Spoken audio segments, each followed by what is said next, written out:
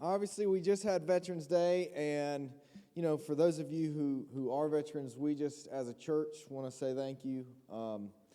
Appreciate your service, your commitment, and most importantly, the sacrifice you made of your time, your endangering yourself. Thank you for everything you've done, and that's just from all of us here. And next, as we jump into the announcements for the day, for those of you in Word of Life, is back tonight. So Word of Life for the teens will be from 4:30 to 6. And they're also getting ready on the 21st. There's going to be a Speedway Christmas lights getaway for the Word of Life kids. So the plan is to meet at the church at 5, and we're going to be back around 9 o'clock. So the cost is $5 to eat. Or I'm sorry, no, it's not that. It's $5 to get in, and then you need money to eat afterwards. So if you want to actually eat normal food, bring more than $1, and you may need $5 more. Somebody, guys, you got to give me more. I need more than dollars, because I'll send mine with $1. They won't eat. So RSVP, Jason and Michelle. And then next, ladies ministry is going to decorate the sanctuary. So it is finally time to decorate Christmas. My wife and I have been having disagreements / arguments on how soon you can put Christmas out. And I'm losing. So Saturday, November 27th at 10 a.m., all ladies are invited, unless you can't decorate. So the 27th, if you can help, please be here at 10 a.m. And while we continue the Christmas theme, the ladies' Christmas party is going to be December the 2nd in the fellowship hall at 6:30. So December the 2nd, please plan on that, ladies. And then kind of going back to, we've changed up how we communicate a little bit with you guys. If you have anything, any visitors that may be here, anything you want to pass along about things you notice, or you want to get back to the elders or anybody else, please remember the Connect cards are right in front of you in the pews. You can update your information, contact information, all that good stuff. So keep in mind that those are there, and if you want to use those, please drop those in the information booth right in the back. So, and then next, since you guys, apparently there's a turkey shortage that is created by telling everyone there's a turkey shortage. So if you don't have one already, we have Boston Butts we'll sell you. They are $35 this year, which is a great price compared to 37 cents for turkeys if you can find them. So please, if you want a Boston Butt, please get with John Ginn and let him know about that. They are being sold now, so not guaranteed. I think we can fit, 88 of them on the grills. If you have Boston Butt tickets, this is equally important. If you have tickets for the Boston Butts and you have sold some already, please get those back to John so we know how many are sold. If you have tickets that you're not going to be able to sell, please get those back to us so we know that there's not we're not going to have more than 88. Because if that happens, it's going to be like musical chairs on who gets one. So if you would like to get a Boston Butt, please get with John after the service. And then if anybody, keep in mind too, guys, we've got the matching funds set up for the heating and air units here at the church that Tommy talked about the other week. If you would like to contribute to the funds on replacing those units, please be sure to designate that if you write a check or if you use the card machine in the back. So be praying about that. We're going to be doing that for, Tommy, when's that going through? Probably through the end of the year. Okay. So through the end of the year, be praying about that.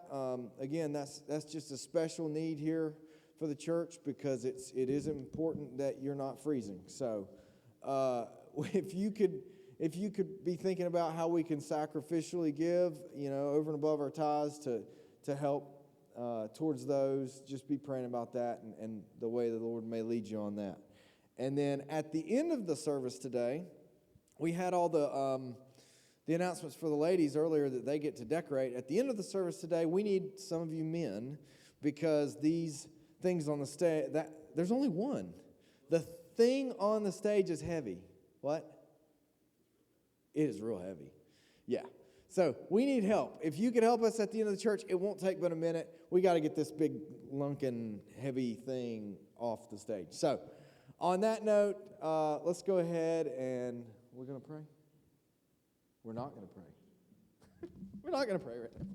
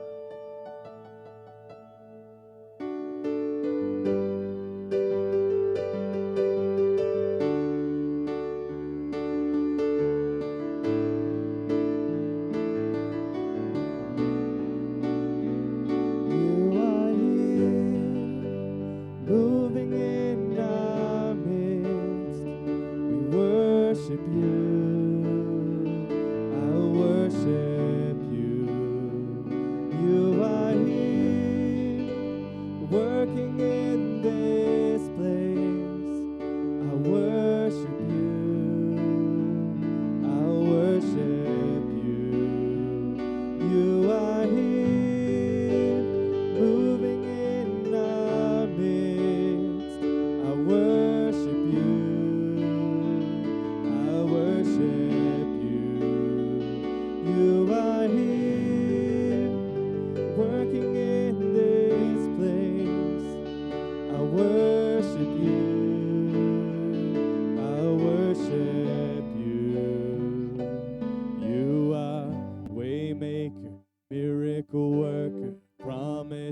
keep light in the darkness, my God, that is who you are.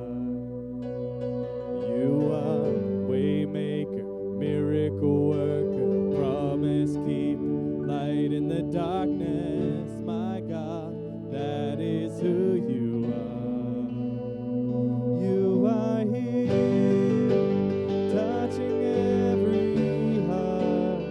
I worship you, I worship you.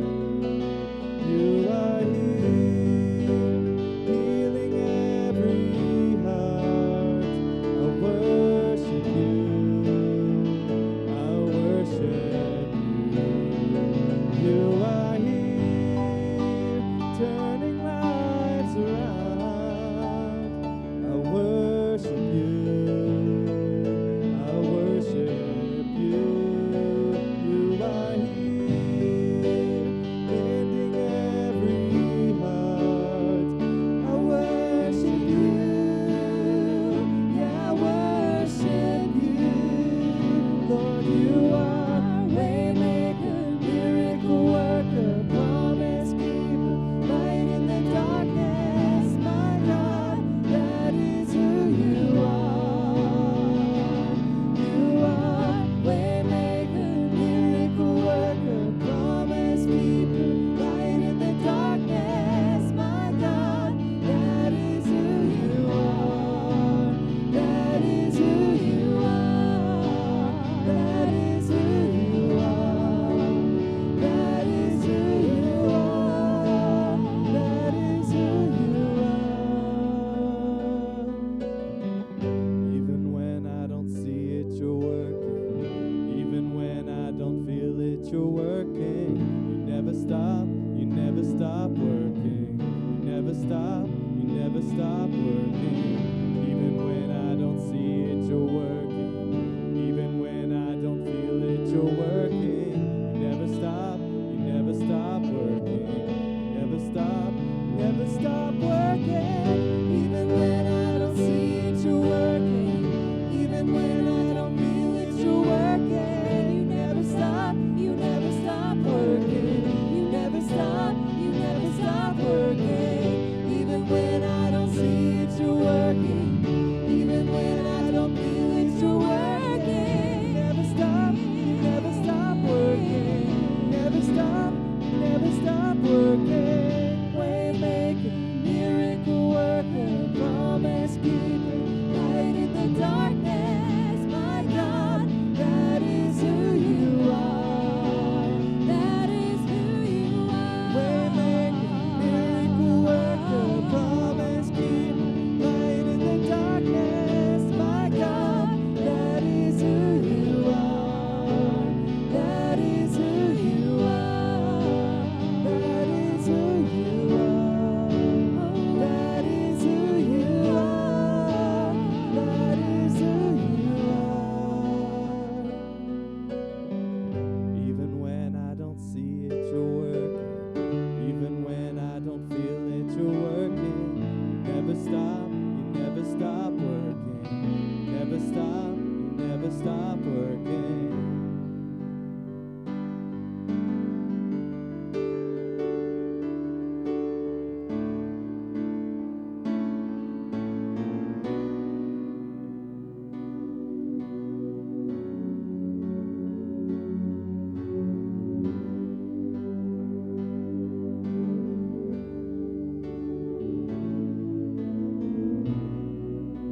Savior, I come, quiet my soul. Remember,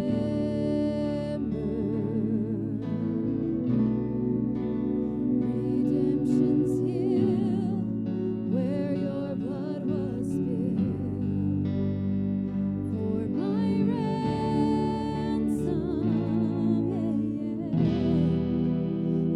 Everything I once held dear, I count it all as lost. Lead me to the cross where your love poured out. Bring me to my knees, Lord, I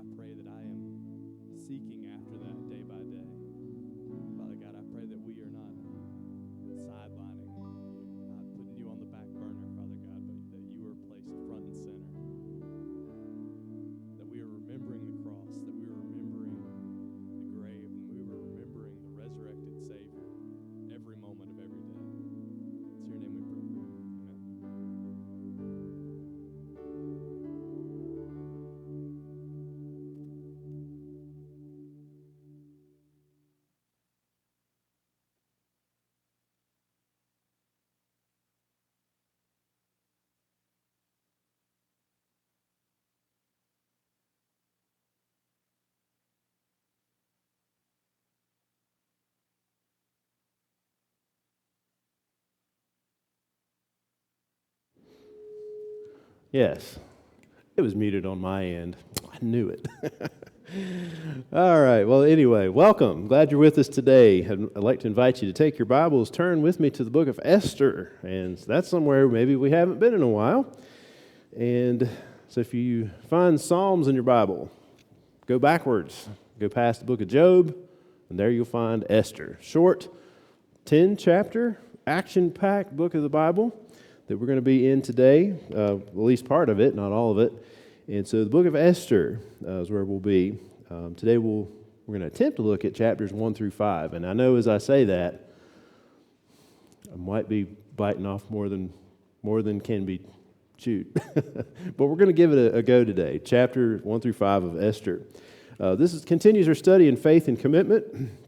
We just finished up looking at Ruth and the book of Ruth, and I know that was a great time in God's Word for me. Anyway, I felt like it really helped to bring out a lot of things that challenged me in my walk with God, and hopefully it challenged you as well.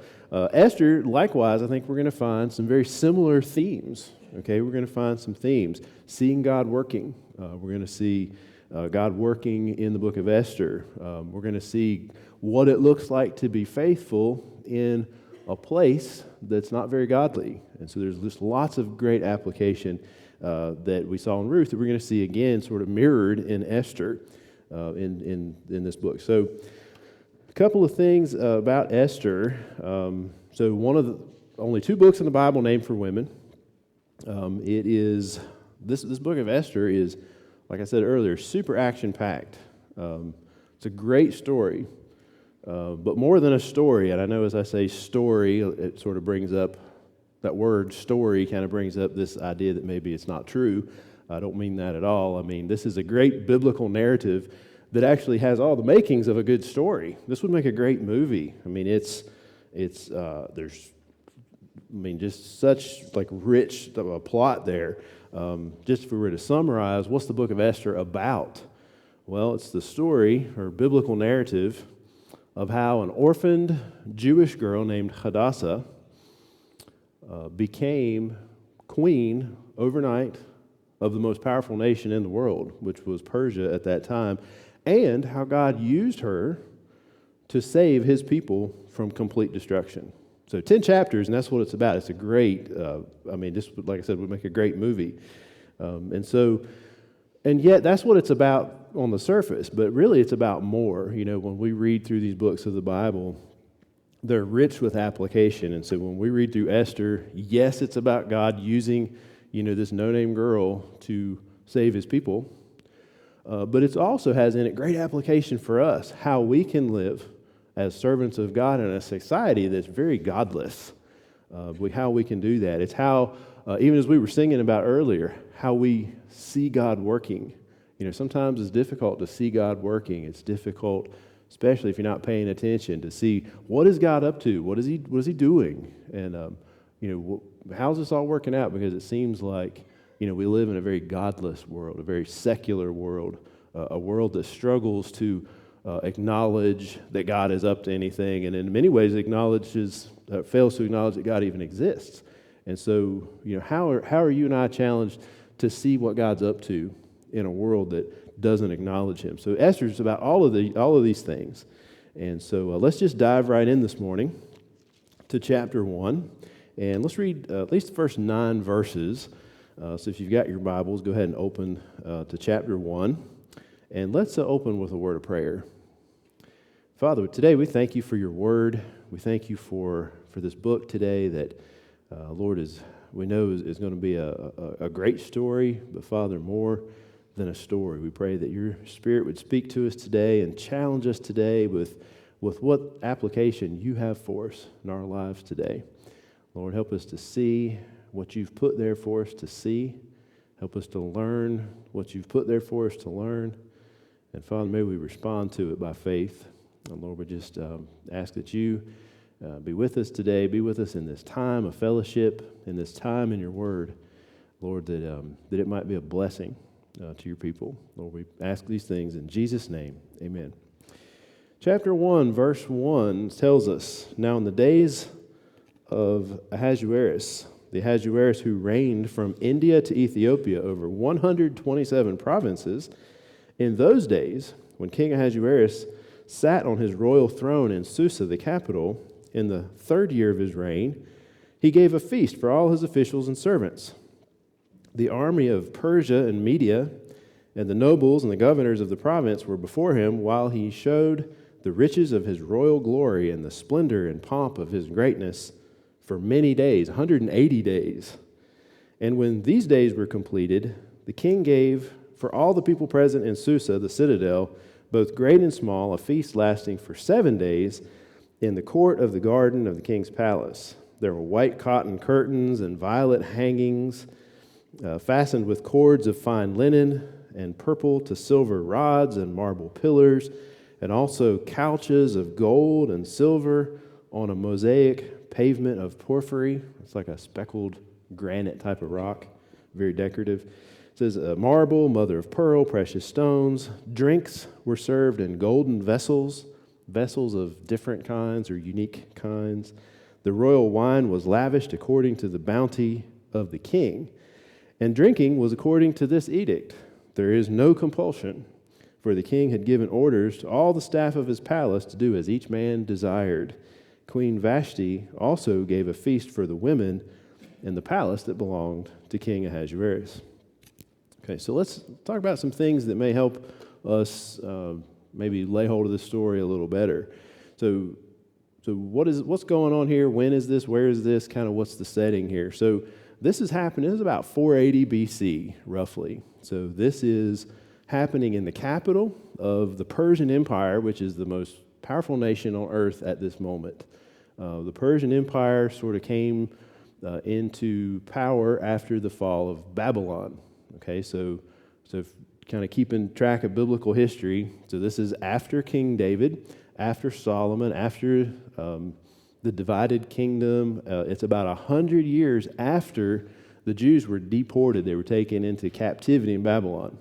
So that's happened about 100 years ago. And then, so about 30 years before this time, the Jews were permitted to go back to Jerusalem, rebuild the temple under Nehemiah. Remember Nehemiah, they're rebuilding the wall. And so it's the days of Nehemiah and Ezra were just like just in the rearview mirror when this is happening, like 30 years ago. And so it's the days of Ahasuerus. Ahasuerus is also known as Xerxes the First. He is the grandson of Cyrus, who was the conqueror of the Babylonian Empire. So this guy, he's sort of third in line, third generation Persian ruler, and he has inherited just the most powerful kingdom in the world. And this is the third year of his reign. And so he's sort of really still getting his feet wet. He did not have a long reign. It was about 20 years before he was assassinated, but more on that later. But this guy is not a godly man. He is a pagan king. But God is going to absolutely is going to work in this situation. He's going to use King Ahasuerus. So the timing, we said, is about 480 BC. The place is Susa. That's modern-day Iran. And this is the capital of the Persian Empire. And so, again, we're just getting introduced to the plot line here. 10 chapters that we're going to read, lots of ironic twists and turns, and this is kind of where they're happening, in Susa, in the capital, in the Persian kingdom. But what we're going to see, again, a lot of ironic twists and turns. We're going to see a lot of conspiring of evil against God's people, and it's really easy to look at this and say, man, where's God? What's God up to? Why is this happening? Okay, and sometimes we can think that as well. What's God up to? I don't see him operating. But God absolutely is doing something. But as we read through these first few verses, and actually the first half of chapter 1, as we read through the next 9.5 chapters, there's something missing in this story. There's something missing in the story. Some of you already know what it is. There's a lot happening. There's a lot of events. There's a lot of drama. There's a lot of characters. There's a lot of stuff going on in here, but there's something missing in this story, and it's the name of God. God is not mentioned in any of these 10 chapters in this book. And so it's easy for us to look at this book, and like Martin Luther, for instance, looked at this book and said, man, this book maybe just doesn't belong in the Bible. It doesn't mention God at all. I mean, why would we want a book in the Bible that doesn't mention God? But guys, I think there's a whole history lesson there, but this book absolutely was part of the Bible in the days of Jesus. It was included in the New Testament, during the New Testament period, it was included in the Bible that we received from the early church. I mean, the book it's absolutely part of the Bible, but the fact that it doesn't mention God frustrates some people, and it causes them to question, what's up with this book? But what I think the challenge is, and it's for you and me today, is as we read this, is to see that God absolutely is involved in the story, even when he's not acknowledged.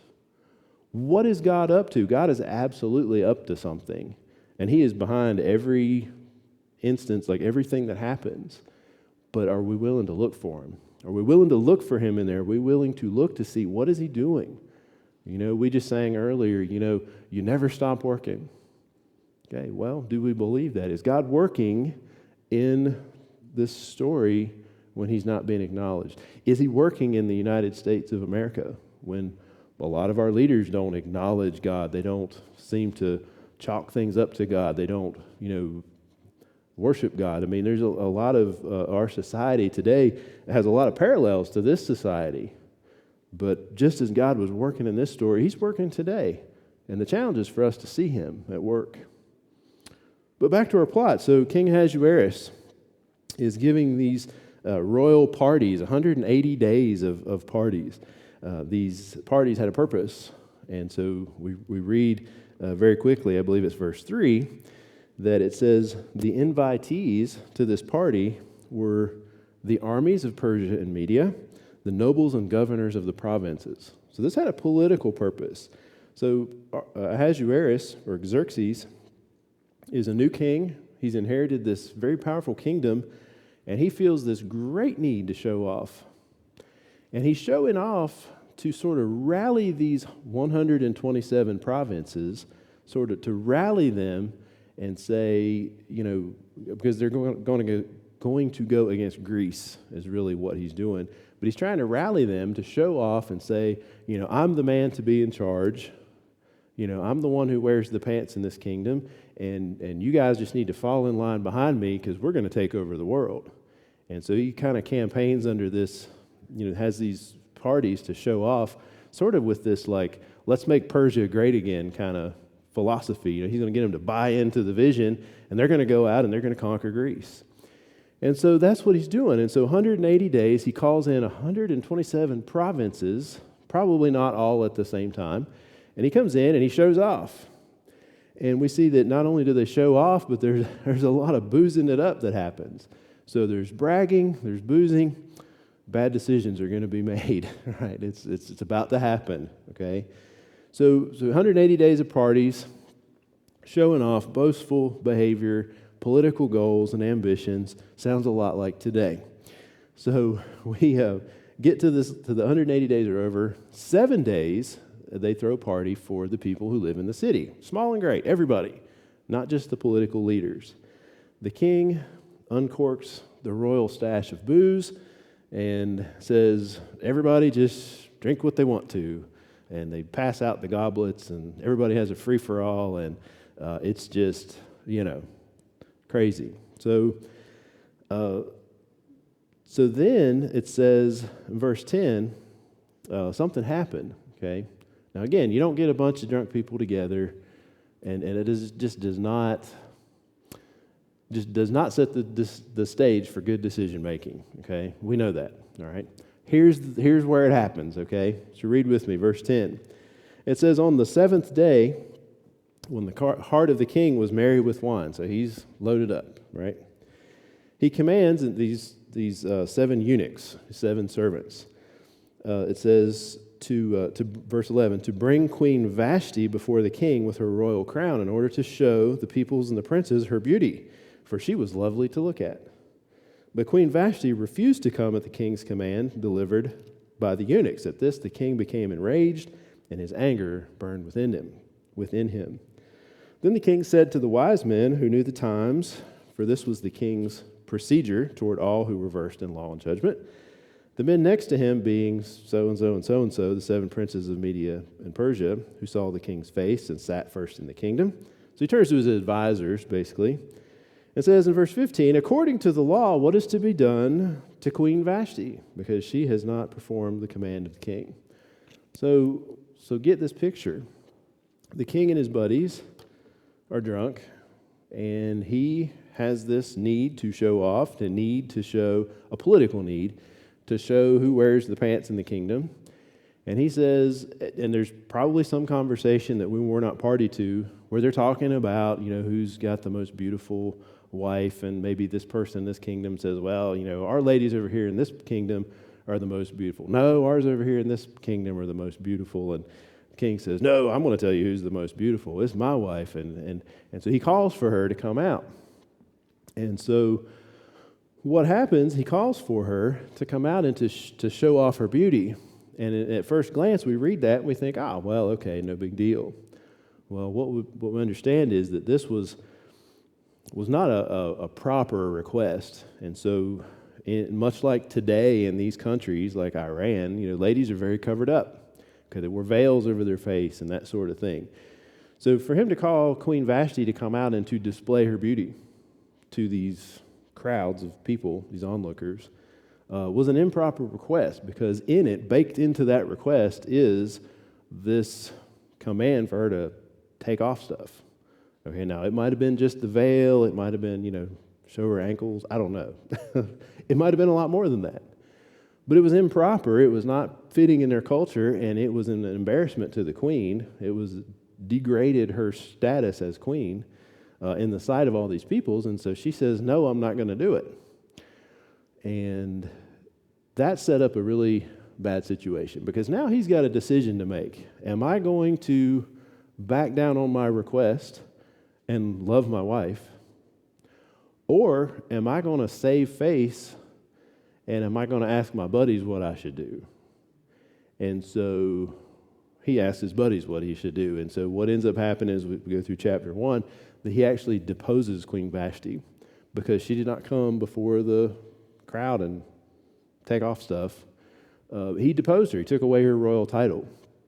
And so not only that, sent out an edict. I'm summarizing here, but he sends out an edict to all 127 provinces. This is the last verse of chapter 1, saying, every man must be master in his own household. Okay? You follow in the footsteps of the king. You show those women in your homes, you show them what's up. Those women need to bow down and worship. They need to, stay in the kitchen. They need to, you get the feel for that. So he sends this out and basically is saying, he's saving face. Okay, he's saving face. He needs these guys to be on his side politically, and so he is going to just tell his wife what's what. So he does that. All right, so some time elapses. Chapter 2, it says, after these things, we find out it's 4 years later. He has been off to war with Greece for a few years. He's been otherwise occupied, but now he's back. And in chapter 2, verse 1, it says, after these things, when the anger of King Ahasuerus had abated, he remembered Vashti and what he had done and what he had decreed against her.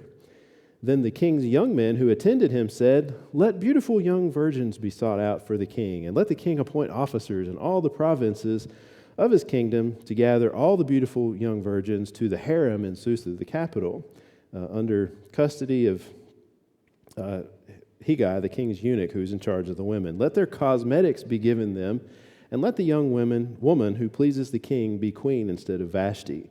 This pleased the king, and he did so. And so as we read this, it sounds like, oh, okay, they're going to have a beauty pageant, right? They're going to have a beauty pageant. They're going to round up, all of these young, eligible bachelorettes from the kingdom, and it's going to be Cinderella. They're going to have a ball, and they're going to dance with the prince, and he's going to fall in love, and they're going to live happily ever after. And that's kind of our Americanized version of, maybe how we read this. That is not at all what is happening. Okay, these ladies are being rounded up, probably many of them against their will, to come to this beauty pageant from which they will never return. Okay, they will not go home from this. This is a permanent placement. So they round up these young ladies. They bring them to the palace. And again, whether they did it voluntarily or not, we're not told. But they go there. The king brings them in one at a time. They spend the night with the king, and then if he finds one he delights in, makes her queen. But the rest of them go back to the harem where they will live out the rest of their days. This is not a you go home later and look for true love elsewhere. No, they were permanently placed in his harem. All of that said, it tells us that this was the situation. And it says in verse 5, it says, now there was a Jew in Susa, the citadel, whose name was Mordecai. Mordecai is one of our main characters here. Mordecai, we find out, is a Benjaminite who his family came to be there because they were carried away from Jerusalem among the captives, carried away with Jeconiah, the king of Judah, whom Nebuchadnezzar, king of Babylon, had carried away. So his family has been in exile for about 100 years. He was no doubt born in captivity. And so we're introduced to Mordecai, and it says, verse 7, he was bringing up Hadassah, that is Esther. So she has a Hebrew name, Hadassah, which means myrtle tree. But she also has sort of an alter ego, right? In the temple, she's known as Esther, which means star. So she sort of has a dual identity, okay? Hadassah, he's bringing up Hadassah, also known as Esther, the daughter of his uncle, so they're cousins. She had neither father nor mother. The young woman had a beautiful figure, was lovely to look at, and when her father and mother died, Mordecai took her as his own daughter. So when the king's order and his edict were proclaimed, and when many young women were gathered in Susa, the citadel, in the custody of Hegai, Esther also was taken into the king's palace, put into the custody of Hegai. The story goes on to tell us that Esther not only had a lovely figure, but she apparently had a very attractive personality as well, and she quickly won over Hegai, who was over the harem, and he gave her like top position, gave her the best room, gave her the cosmetics that she needed, gave her servants to attend to her, and she quickly rose to like top status in the harem. And then when it came her time to spend time with the king, she also won over the king, who crowned her queen. And so overnight, this young, orphaned Jewish girl named Hadassah becomes Esther. Esther's meaning star. She's like a rising star. She became queen of the most powerful kingdom in the world. But she did not make her status known. She did not let them know that she was a Jew. Okay, she took on the new name Esther, which is a Persian name. She did not tell anybody she was Jewish. She sort of had this hidden identity. But people loved her. She rose up through the ranks. She got to become queen. And when we see chapter 2 ending, so she's queen. She's a queen for several years before the next series of events. But what we see is she's not allowed to go out into the city for her to have any contact with Mordecai. It comes through him sort of coming up to the king's gate and sort of getting the news from a messenger. He would go up and check on her to see how she was doing, and he would get the news, secondhand. So she's living in the temple, the palace. She's the wife of the king, and so Mordecai's going up to check on her, and something very interesting happens at the end of chapter 2. So as Mordecai is going up to the king's gate, which he frequented the king's gate, it says in verse 21, it says, as Mordecai was sitting at the king's gate, Bigthan and Teresh, two of the king's eunuchs who guarded the threshold, became angry and sought to lay hands on King Ahasuerus. So there's an assassination plot happening. These two guys are getting ready to assassinate the king. Now, just giving you a little fast forward, eventually he would be assassinated by two of his workers, his eunuchs, servants, military leaders.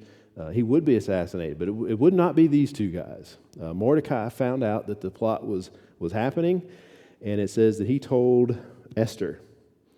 Esther told the king in the name of Mordecai, and when the affair was investigated and found to be so, these guys were plotting against the king. It says the men were both hanged on the gallows, and it was recorded in the book of the Chronicles in the presence of the king. Okay, so let's pause right there for a moment.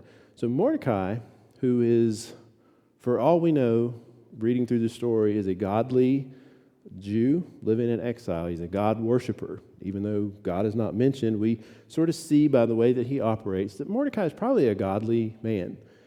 He is a kind man, right? He's raising this his first cousin. He's compassionate. He's checking on her. I mean, he has a heart of compassion. We understand from other passages that he's a prayerful guy. He's a worshiper of God.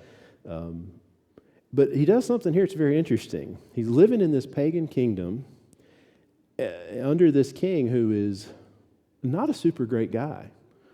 And it would be really easy for Mordecai right now to say, you know what, I'm just going to keep my mouth shut, because if he gets assassinated, we'll probably be better off. This guy is he's a drunk, he's a braggart, he's obviously a womanizer. This guy, he is not a good king. So for Mordecai to keep quiet would be almost to, just to kind of let this thing happen and just not intervene. And it would be really easy for him to do that.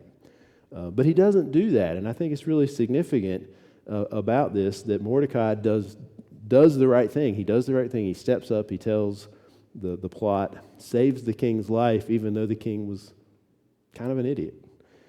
And so what we really see playing out here is the principle that they have been given.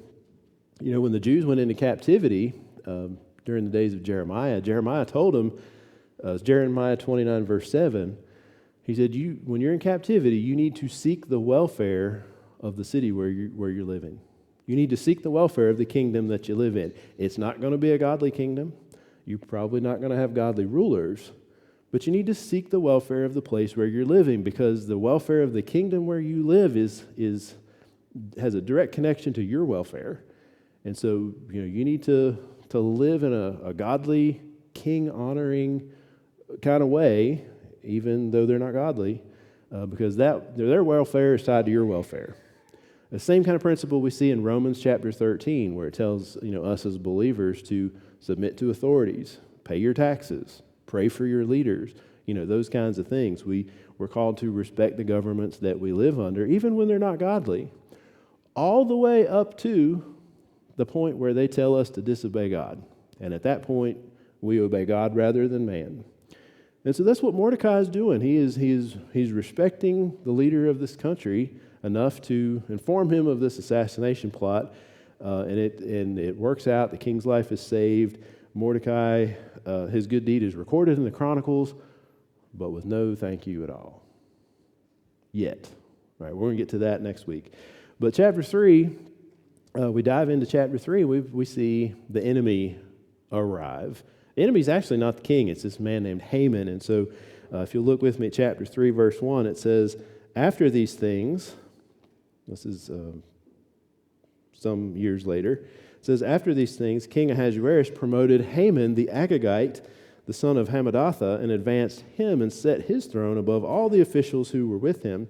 And all the king's servants, this is important, all the king's servants who were at the king's gate bowed down and paid homage to Haman, for so had the king commanded concerning him. So they had to worship Haman.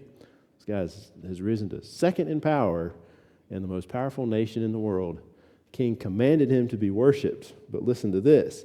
Mordecai did not bow down or pay homage. Okay, Mordecai is not going to worship him. We get the idea that Mordecai is a God follower. He's a God worshiper. So Mordecai does not bow down or pay homage. Verse 3, then the king's servants who were at the king's gate said to Mordecai, why do you transgress the king's command? And when they spoke to him day after day and he would not listen to them, they told Haman in order to see whether Mordecai's words would stand, for he had told them that he was a Jew. Ooh, big problem. And when Haman saw that Mordecai did not bow down or pay homage to him, Haman was filled with fury. But he disdained to lay hands on Mordecai alone. All right. So what's going on here? Well, Mordecai is not going to bow down to Haman. Number one, I think, because he's a God worshiper. But number two, we find out that Haman is an Agagite.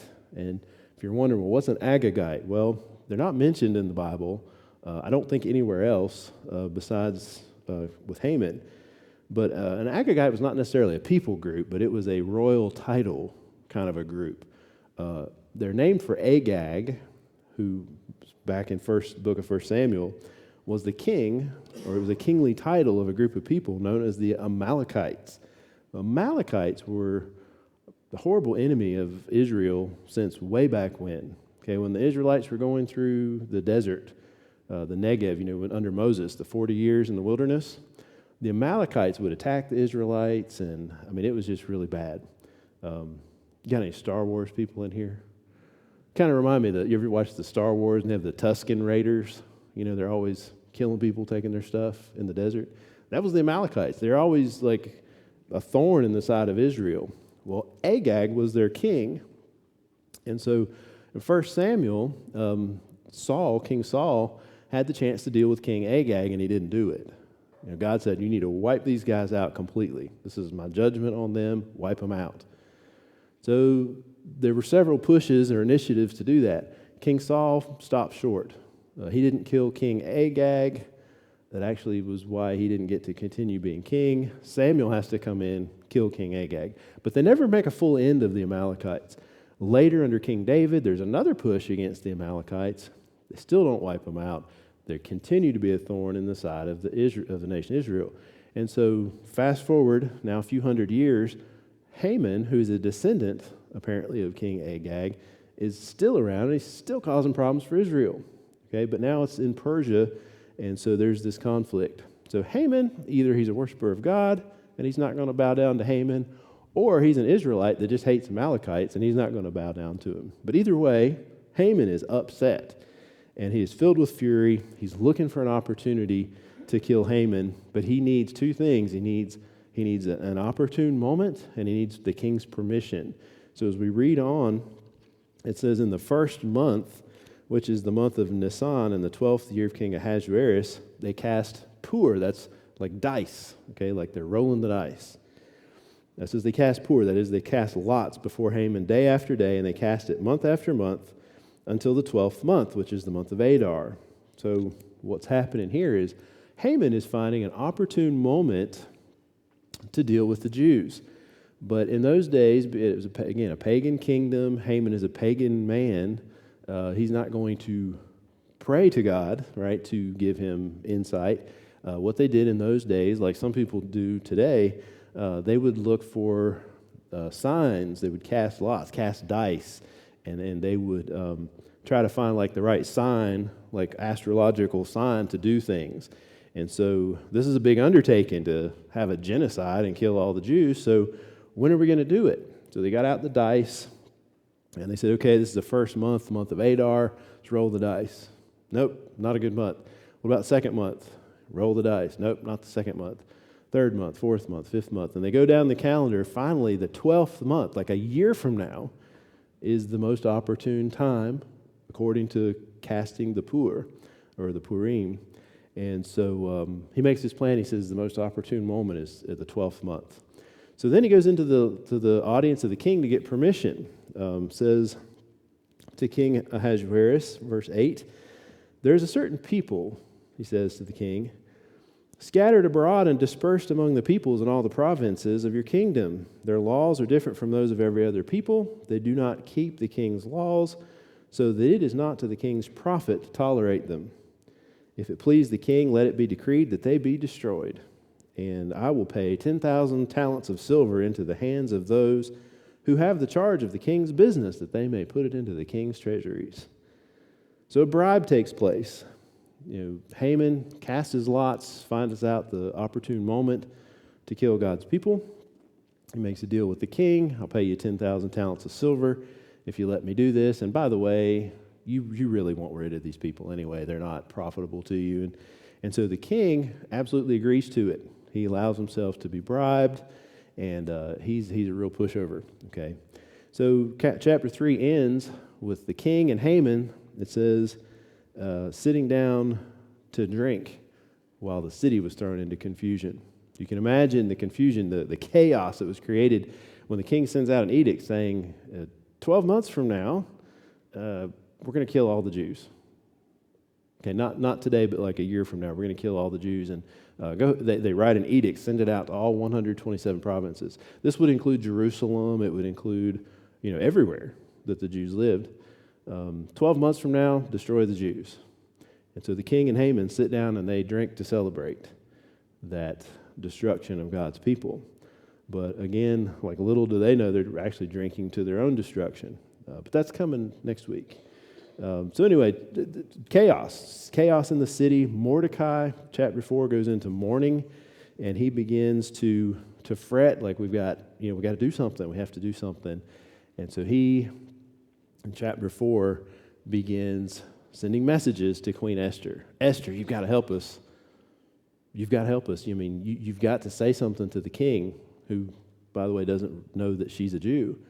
He says, you need to say something to the king. This terrible thing's about to take place. You've got to do something. You need to come before the king and express it. And so they have this conversation in chapter 4, and verse 9. It says the messenger went and told Esther what Mordecai had said, and Esther replied back, said, all the king's servants and all the king's people, or of all the king's provinces, know that if any man or woman goes into the king inside the inner court without being called, there is but one law to be put to death, except the one to whom the king holds out the golden scepter so that he may live. But as for me, I have not been called to come into the king these 30 days. And so Esther knows what she needs to do. She needs to go before the king and plead on behalf of her people. But she says, look, if I do that, I'm going to be breaking the law. And the penalty for breaking this law is death. So the rule was, in those days, you did not go into the king's court unless he called for you. And if you did otherwise, then it was automatic execution. And so the only way that your execution could be stayed would be if he would hold out the scepter to you and sort of grant you, an exemption. And knowing this king the way that we know him, right, from the story, he's not a super dependable guy. Okay, he does not have a good track record with his wives. He has a track record of substance abuse and making really, really boneheaded decisions. And she said, he hasn't called for me in 30 days. I'm not even like on his radar. So like if I just show up, what's probably going to happen? And so Mordecai responds back to Esther, and he says 3 things. It's very interesting. He said, listen, he said, do not think to yourself that in the king's palace you will escape any more than any of the other Jews. Think about it. If you're a Jew, he said, they're going to find it out. You're not going to remain hidden. Okay, you're going to die too, just like the rest of us. And then he says, interesting, he says, for if you keep silent at this time, relief and deliverance will rise for the Jews from another place. It implies that Mordecai has great faith in God, that he knows that God is going to preserve his people. He doesn't know how. He thinks he's going to use Esther. Mordecai thinks that God's going to use Esther. But even if he doesn't, Mordecai's faithful. He says, I know God has a plan. He's going to work this out. But then he says this. He says, but if, he says, who knows whether or not you have come to the kingdom for such a time as this? In other words, I think what Mordecai is trying to say is that God has arranged for you, Esther, like a star, to shoot upwards and to get into the presence of the king. You have shot from being a Jewish orphan all the way up to you're the queen of the most powerful nation in the world. Do you think that's coincidence? Do you think God put you in this position for your comfort? Did he put you in this position just for you to be comfortable? No, God put you in this position for such a time as this. This is the reason you're here, Esther. This is why you're in this position. And so, what are you going to do? I love Esther's answer. She says, she said, I will go to the king, though it is against the law. And she said, if I perish, I perish. And so she fasts for 3 days, 3 nights, has Mordecai do the same. We assume that during that time they were praying. The 3rd day, Esther comes into the court of the king, and she holds her breath to see if he'll extend the scepter or not, and he does. He extends the scepter, her life is spared, and the king Esther says, what is your request? What is it, Queen Esther? What is your request? It shall be given you even to the half of my kingdom. Now, he didn't literally mean that. I just want to throw that out there. That's something kings said all the time. Just ask what you want. It'll be given you up to the half of my kingdom. King Herod said that. It was a common thing for kings to say. They don't mean it. But what he's saying is just, tell me what you want. Make your request. But Esther doesn't make it right here. She doesn't make her request, her real request known. And we don't know why. We don't know why she doesn't just come out and say it. But she invites the king and Haman to a banquet. She says, this is what I want, king. Just come to this banquet and I'll make known to you this request. So the king and Haman come to the banquet. Now, why did she put him off? I don't know. Maybe she didn't think he was in a good mood. Maybe she just wanted to see the king and Haman together for a while and see kind of how they interacted. Maybe, I don't know, for some reason she didn't feel like she had peace to do it at that moment. So she had them come to the feast. Chapter 5, the king and Haman come to the feast. The king says again, what is it, Esther? What's your request? Let me know what it is. Up to the half of my kingdom, I'll give it to you. And Esther says, I'm going to have another feast tomorrow. And she said, I promise the next one I will let you know what my request is. And so we come to the end of chapter 5. First feast is over. The second one's coming up the next day. And Esther has got to share with him who she is and what she really wants. And as she sends them on their way, Haman is absolutely ecstatic. When we look at verse, we look at verse 9. It says, Haman went out that day joyful and glad of heart. I mean, Haman he is so pumped right now that he has been invited to this special banquet with the queen and with the king, and it's just those 3. And man, he is just on cloud 9. But when he leaves the banquet and he's going home, he's just so pumped. He sees Mordecai sitting outside, and he doesn't bow down to him. And oh man, he goes from pumped to he is so angry. He goes home, he gets his wife, he gets his buddies, and he kind of has a pity party. I won't read through all of it, but at the end of chapter 5, he has this pity party for himself, and he recounts like all the riches and all the positions and all the honor and everything that's been given him. But he said, this all means nothing as long as Haman won't bow down to me. So his wife and his buddies suggest, Haman, what you need to do tomorrow morning, you need to go in to see the king, and you need to request to have Mordecai hanged. And so on this day, it says, Haman built gallows on which to have Mordecai executed. And the next morning, he's going into the king to have Mordecai killed. And so things are looking pretty dark for God's people. So as we wrap up today, and we're going to save the rest for next week, but as we wrap up, things are looking pretty bleak. It's pretty hard to see what God's up to. And so a couple of things that I believe are a challenge to us as we read this story. We're challenged, we see Mordecai and Esther here sort of operating in a godly way in a society that really doesn't acknowledge God. And I think there's some great points we can take from that. We see Mordecai in the way that he honors the king, like he informs him of the assassination plot, but he honors the king in everything, except for where the choice comes up between honoring the king or honoring God. I'm choosing God. And I think that's what we're called to do. We're called to seek the welfare of the kingdom that we live in, okay, this kingdom, up to the point where, to obey the king is to disobey God, and at that point we obey God. And so I think that's a great illustration, and I think it's not just found here, Romans 13, 1 Timothy 2, verse 2, Jeremiah 29:7, it's everywhere in the Bible. But that's kind of how we're called to live. I think it's a great example. Second thing that I think is really neat about this is we see a picture of a king here who is pathetic. I mean, this guy is a loser, okay? He is a pushover. He's subject to manipulation. He's subject to bribery, to rash decisions. He's boastful. He's prideful. He's a really poor husband. He's unapproachable. And sometimes that's the kind of leadership that we have, isn't it? I mean, sometimes that's what we get in this world, right? We get leadership that's like that. But fortunately for us, we have a different king, right? What's his name? Jesus. And Jesus is 100% approachable. Right? We don't have to wait for him to hold out the scepter and wonder if he's going to accept us into his presence. I love it. I mean, we can come. The Bible tells us that we can boldly approach the throne of grace. We can enter that throne room as a child of God anytime we want to. The Bible tells us that we can enter his presence like that. That's awesome.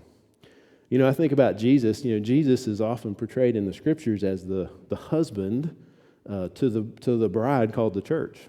So in a spiritual sense, the church is the wife of Jesus.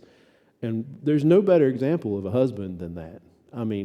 Here's this husband who's trying to get his wife to take stuff off. Okay, Jesus is trying to get us to put stuff on. And he says, I want you clothed in my righteousness. No, not in a lewd display, but he said, I want you clothed in my righteousness. I want to show you off, but like in a good way. And I think it's just such a great contrast there. So I know we kind of gone overtime. We'll save the rest for next week. But I think it's just some great lessons in the book of Esther. They're going to help us, challenge us as to how we can live in this world that increasingly denies God, increasingly doesn't acknowledge him. How we can see God at work, because he is working, and how we can honor him even in a dark situation. Let's close with a word of prayer. Thank you, Father, for your word. Thank you for the lessons that you have for us. Thank you for the great testimony of those who have gone before us in the faith, walked with you, and have shared their story with us. Lord, we thank you for the encouragement of those who walk by faith. Pray that today that we walk by faith, even in this world that doesn't choose to acknowledge you. Father, may we shine your light everywhere that we go. Lord, thank you for your word today, for your people, for your love. In Jesus' name, amen.